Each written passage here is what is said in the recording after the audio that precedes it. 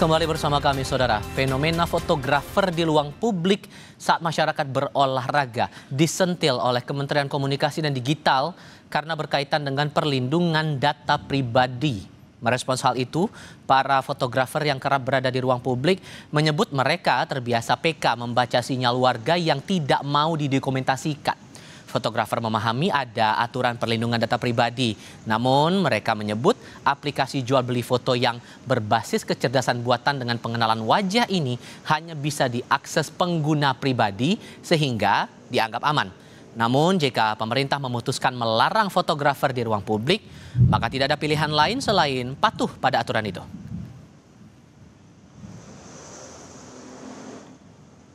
Sebenarnya nggak ada efek ya, kalau menurut saya. Kenapa? Karena sebenarnya satu, perlindungan data pribadi kita harus lihat dulu nih dari sisi yang mana. Kalau pesepeda kan dia lewat-lewat doang, pakai kacamata, pakai helm. Nah, mau ngambil mukanya aja kadang-kadang kita nggak tahu gitu loh. Kita sebagai fotografer aja, kalau mereka udah copot helm, copot kacamata, kadang-kadang nggak ngeh, oh kalau itu orangnya gitu kan. Seperti itu. Jadi kalau menurut saya, satu, itu tidak begitu pengaruh. Lalu seandainya di-upload di platform berbeda dengan misalkan contoh kebocoran data KTP yang sampai sekarang saya diteleponin lah orang harus dari pajak, dari kemarin sempat ada dari kecamatan harus update data dan yang lain-lain. Nah, justru saya lebih concern ke sana. Sebetulnya saya aware, saya tahu itu juga gitu. Cuman ya itu kan kami punya etika juga ya. Maksudnya kita tahu sebagai fotografer etika tidak boleh foto seperti apa, orang-orang yang sedang apa, terus sebetulnya kita mengerti, cuman emang karena udah kebanyakan orang di sini justru malah yang pelari-pelari justru butuh pengen foto gitu loh. Jadi ya itu yang tadi saya bilang, kalau misalnya dia kelihatan senyum, dia kelihatan siap untuk difoto, dia ya kita ambil gitu loh, kita foto gitu. Karena fotografer jadi banyak banget ngejamur kan, terus jadi seperti mengganggu perjalanan, akhirnya seperti mengganggu kenyamanan juga. Yang lari pasti nggak nyaman dong diliatin banyak orang, difotoin banyak orang kan, sebetulnya gitu ya. Cuman kalau ngomongin solusi ya lebih ke etika aja ya.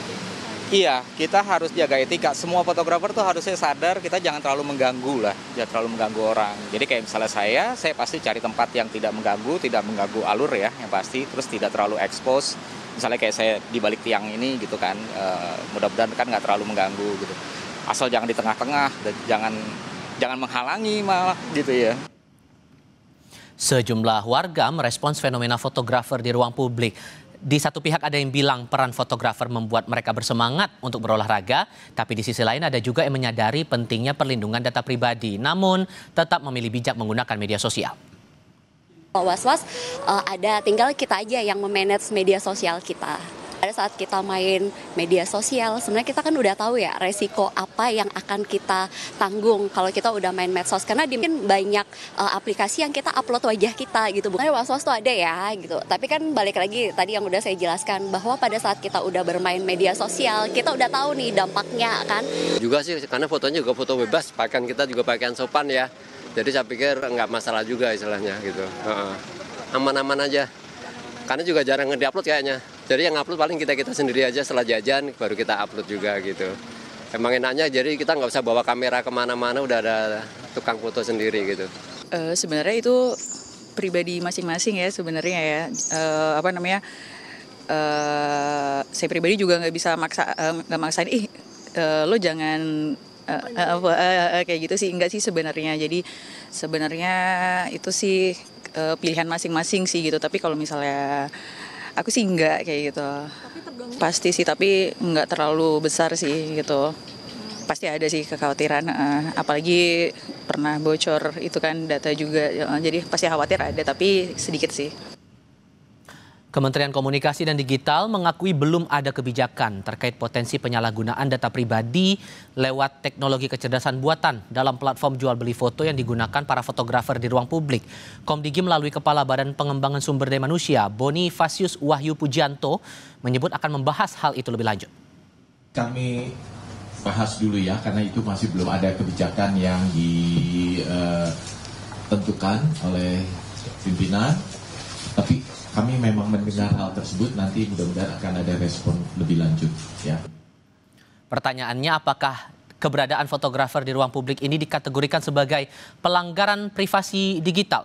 Lalu bagaimana batas antara karya seni dan pelanggaran data pribadi? Kami diskusikan ini bersama Pratama Persada, Chairman Lembaga Riset Keamanan Siber, CSREC. Mas Tama, apa kabar? Baik, Mas Rival, selamat sore. Sudah bergabung bersama kami kali ini. Langsung saja kalau begitu melihat fenomena ini, menurut Anda fotografer di ruang publik mengancam atau berpotensi melakukan pelanggaran untuk data pribadi? Ya, di satu sisi sebenarnya ini adalah sektor ekonomi baru ya, bagi para fotografer, dia bisa mendapatkan income tambahan dan lain-lain begitu. Tetapi kita perlu melihat bahwa muka wajah orang itu sebenarnya saat ini juga menjadi aset pribadi yang memang harus dilindungi begitu. Kenapa? Karena begitu banyak teknologi baru yang bisa mengolah wajah kita ini menggunakan deepfake dan lain-lain, sehingga dimanfaatkan oleh orang-orang tidak bertanggung jawab untuk melakukan kejahatan. Nah, hal inilah yang sebenarnya agak mengkhawatirkan. Kenapa? Karena saat ini banyak sekali modus-modus kejahatan baru yang memanfaatkan teknologi deepfake ini. Dan para fotografer ini, dia mengumpulkan foto, kemudian mengupload ke dalam platform Fotoyu gitu ya. Nah, ketika platform tersebut basisnya kan menggunakan AI ya gitu. Nah, AI itu memang kalau kita lihat mereka melakukan pembelajaran. Muka-muka masyarakat kita ini juga dipakai belajar oleh mereka gitu. Dan karena sistemnya itu juga tidak terlalu major, karena memang ada beberapa kesalahan kadang-kadang gitu ketika melakukan face recognition, ternyata mukanya itu mirip sehingga ada foto orang lain begitu. Sehingga klaim bahwa dibilang aplikasi itu aman juga belum tentu menjamin ya? Nah, masalah aman apa tidak itu kan harus dicek ya Mas ya gitu. Apakah memang benar-benar secure, apakah data yang di dalamnya itu tidak dimanfaatkan oleh orang lain, apakah siapa yang mengaksesnya, di mana servernya, siapa yang bisa ngambil data-data dan lain-lain.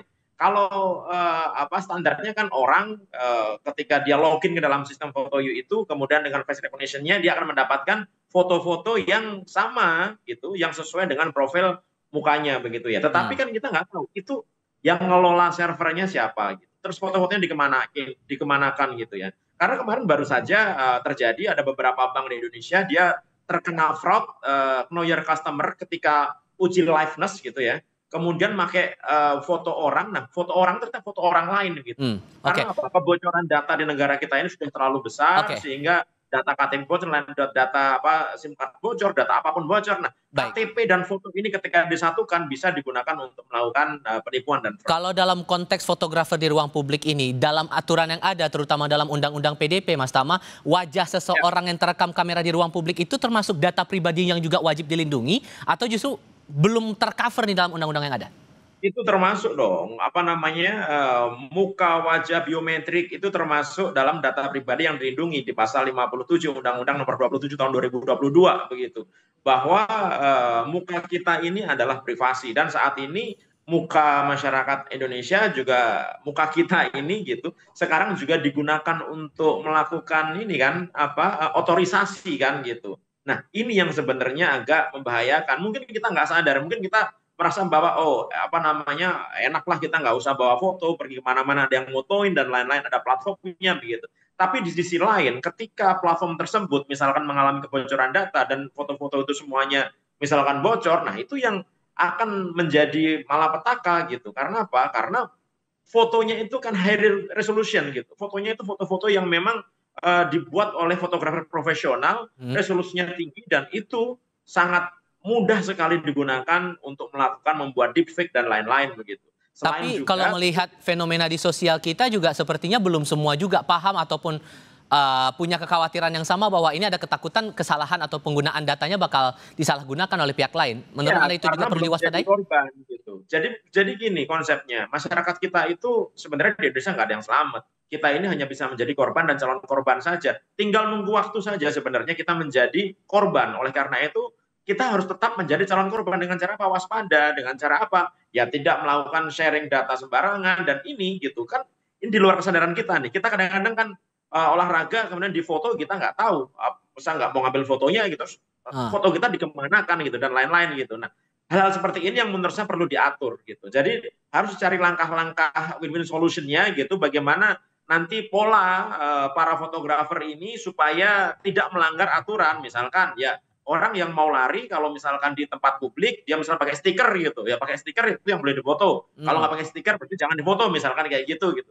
Jadi dari awal mereka sudah menyediakan dirinya untuk difoto karena butuh concern, apa namanya, pengambilan data pribadi itu butuh concern gitu, bahwa kita memang mau diambil data kita, biometrik muka kita gitu, yang mungkin nanti bisa kita gunakan untuk kepentingan kita atau mungkin kepentingan orang lain. Begitu menurut saya, Mas. Jadi Sehingga turunan undang-undang PDP ini harus dibuat lebih spesifik lagi, lebih teknis lagi, dan harus ada mengatur soal izin pengambilan foto itu nggak kira-kira? Inilah problemnya gitu. Jadi Undang-Undang Nomor 27 tahun 2022 itu tentang perlindungan data pribadi ini kan sudah disahkan tanggal 17 Oktober 2022. Dikasih masa retensi, masa implementasi 2 tahun. Jadi 17 Oktober 2024 harusnya sudah terimplementasikan. Tetapi sampai sekarang itu belum ada hilalnya gitu. Belum jelas ini kenapa? Karena Badan Perlindungan Data Pribadi yang diamanahkan di pasal 58 Undang-Undang Nomor 27 ini ternyata juga belum dibentuk oleh Presiden. Udah expired nih 1 tahun nih. Nah kalau badannya itu nggak ada, kemudian aturan turunannya peraturan pemerintah tentang perlindungan data pribadi itu nggak ada, ya sebenarnya juga fine-fine aja. Fotografer mau melanggar data pribadi nggak ada yang nangkepin juga, mau pakai dasar apa? Ketika Komdigi bilang, oh ini melanggar undang-undang, loh, pakai dasar apa? Lembaganya yang menegakkan aturan belum ada, aturan turunan juga belum ada gitu. Tetapi kan ini perlu segera diatur gitu ya kan? Karena apa? Karena tidak semua orang itu mau privasinya juga terganggu. Tetapi juga kita nggak bisa juga nutupin ini kan celah bisnis masyarakat gitu. Fotografer-fotografer ini kan juga mereka cari pendapatan gitu ya. Mungkin cari sampingan dan lain-lain begitu. Itu juga harus kita hormati. Nah, kita harus mencari jalan gimana caranya supaya bisnis ini tetap bisa jalan, tetapi privasi masyarakat tidak terganggu. Ya ini tugasnya Komdigi untuk melakukan itu. Makanya udah benar kemarin Pak Alexander itu mau manggil komunitas fotografi ini untuk berbicara kira-kira bagaimana nih langkah-langkah win-win solution supaya mereka tetap berbisnis tapi tidak melanggar aturan perlindungan data pribadi gitu. Tapi ada kekhawatiran juga kalau diatur lagi lebih ketat soal ini, malah mengancam kebebasan orang berekspresi membuat karya seni, Mas. Enggak dong, berekspresi itu tidak dengan melanggar privasi orang, salah dong. Orang ngomong kayak gitu, saya bilang Mas Tifal, orang ngomong kayak gitu karena belum jadi korban. Nanti begitu foto mukanya dipakai oleh para penjahat itu untuk nipu orang lain, baru mungkin dia akan ngomong, oh ya ternyata penting ya kita nih tidak sembarangan nge-share muka, memberikan izin orang untuk mengambil foto kita sembarangan dan lain-lain begitu. Ini privasi ini harus dilindungi. Masyarakat itu privasinya perlu dilindungi, kan tidak semua orang juga mereka mau dipublikasikan gitu. Sedangkan platform yang digunakan itu adalah platform publik umum gitu, yang kita juga tidak tahu security-nya seperti apa, pengelolanya siapa, servernya ada di mana. Ketika menggunakan AI, benar-benar AI itu digunakan untuk merecognize mukanya, atau AI itu nanti malah belajar dari foto-foto yang memang diupload dalam platform foto itu tersebut. Nah ini yang harus diperdalam lagi sehingga masyarakat itu tidak selalu menjadi korban. Dan selama aturan turunannya belum keluar, maka dari pihak fotografer bentuk pertanggungjawabannya bagaimana? Apakah harus izin dulu atau gimana baiknya nih, Mas? Ya kalau menurut saya mungkin ada kode-kode tertentu ya. Sebenarnya kan fotografer ini juga mereka sudah mulai tahu gitu. Ketika ada orang yang olahraga kemudian dia bilang no gitu, berarti dia jangan difoto dan lain-lain begitu. Tapi mungkin dibuat aturan etika standar gitu. Misalkan dibuat peraturan lah yang tadi saya bilang. Orang kalau mau olahraga ya udah, yang mau foto udah pakai stiker aja gitu. Berarti kalau pakai stiker boleh difoto. Kalau nggak pakai stiker jangan difoto gitu. Nah nanti kita lihat tuh mungkin pemerintah punya akses ke platform FotoYou, kemudian ketika ada laporan masyarakat bahwa dia ada di dalam aplikasi tersebut padahal dia tidak ingin difoto, nah nanti baru dilakukan penegakan aturan atau penegakan hukum gitu, bahwa ternyata harusnya tidak difoto ternyata difoto gitu. Oke. Ini jadi pelajaran baru lagi. Kalau zaman dulu sih sebenarnya kita malah seneng ya di foto-foto gitu ya Mas ya gitu. Kita enak lah nggak usah bawa kamera. Tapi sekarang masalahnya penjahat-penjahat itu Mas. Iya. Mereka itu sangat pinter sekali menggunakan teknologi gitu. Apalagi teknologi deepfake yang saat ini begitu berkembang, begitu pesat begitu. Dan platform ini dengan memberikan foto dengan high resolution menjadi idola para penjahat ini untuk ngambil dan melakukan penipuan. PR baru lagi yang tampaknya harus diperhatikan untuk bersama-sama ini. Mas Pratama, terima kasih sudah berbagi pandangan bersama kami. Selamat malam, Mas.